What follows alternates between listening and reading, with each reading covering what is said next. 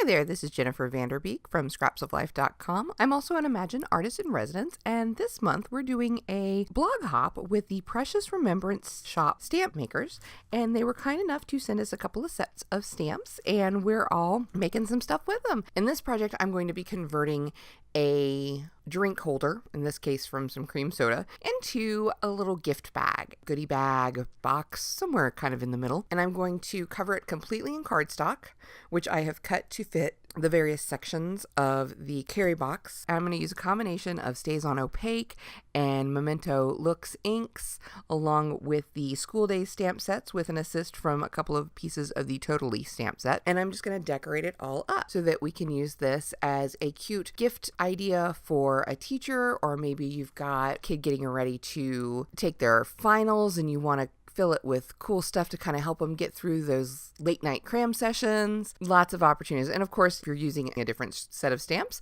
then this could be themed to anything. For the handles, I used my Stays On Opaque in Cotton White to stamp one of the pattern images from the Totally stamp set, because I thought that kind of looked like, the way it was arranged, it kind of looked like the spines of books. And if you hear squeaking in the background, I apologize. It's my dog. He has found one of his squeaky toys and has chosen now to play with a squeaky toy. That's so charming. Anyway.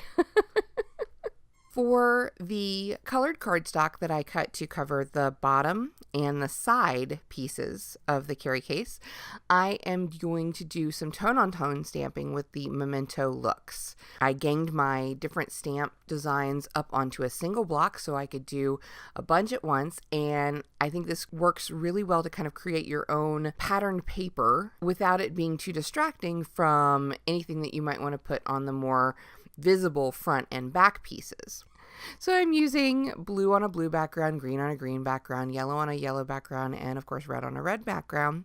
But for my front and back images where I've cut white pieces of paper, I have laid them side by side, and I'm going to do some all over pattern stamping. So if you're trying to stamp a convincing all over pattern and have it look random, a trick I learned ages ago was that you want to make sure your stamped images are roughly in triangular patterns. So you always kind of want to keep this loose triangle going whenever you're arranging your images. Another thing to keep in mind to make it look more natural is to make sure that you have some of your stamped images going off the edge of the paper. That again makes it look less constrained by the paper and helps that random idea. Of course, this is all completely flexible depending on what you're doing, but basically we're just creating a colorful background for our fronts and backs. Now I'm going to attach all of the pieces that I have measured and cut and stamped to the carry box with tear-it tape. I'm going to do the front and back, add the sides, cover the bottom too.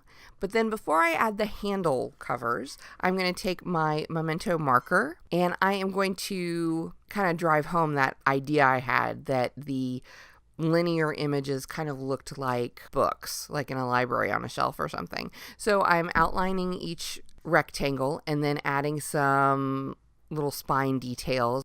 So I did want to add a little bit of a sentiment to the front and the back of the carry box. And so I'm going to use the thanks sentiment from the School Day stamp set, stamped onto some scrap pieces left over from earlier parts of the project. And I'm adding some pen details. I'm going to adhere them to the front and back of the box with Helmar Zap Dots, just to kind of give them a little bit of a lift. And that is going to complete our gift boxes. Now, what to put in these boxes? Well, the options are as varied as the recipients. I think if you're going to do this for a thank you gift for a teacher at the end of the year, you could certainly fill them with school supplies. If it's a beginning of the year project or a little, thank you thing, you could put gift cards for Starbucks or their favorite shop. If they have hobbies, say they play golf, put in a sleeve of golf balls on one of the slots. Or going back to that idea of this could be a great you can do it type gift for a student getting ready for finals, fill it with bottled water, some granola bars, whatever you think might help them get through those study sessions.